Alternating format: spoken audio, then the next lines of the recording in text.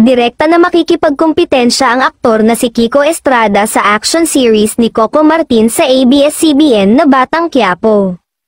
Challenge that pressured din si Kiko pero natural lang umano iyon. I look at them as good action stars. Nandoon na sila habang ako ay nagsisimula pa lang, say ng hunk at gwapo ngayong si Kiko.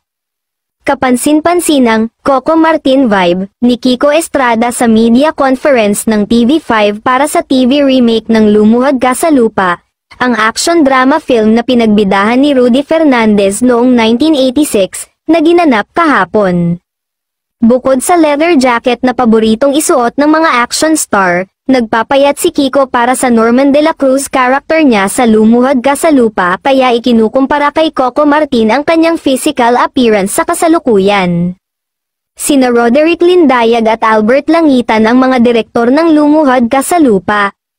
Sa media conference na naganap nitong Martes, ibinahagi ni Direk Albert ang trivia tungkol sa unang pagsasama nila ni Kiko sa isang programa ng GMA7, 10 taon na ang nakalilipas. Sineseryoso ni Kiko ang pagiging action star, nang dahil sa series, mas nakapag-focus ang aktor na busisiin ang isyu ng kanyang physical health, mas madalas na siya sa gym, nag-aaral ng jiu-jitsu, ng ibang action stunts at nag-aaral pa ng mahusay na Tagalog bilang isang magaling na abogado na role niya sa series.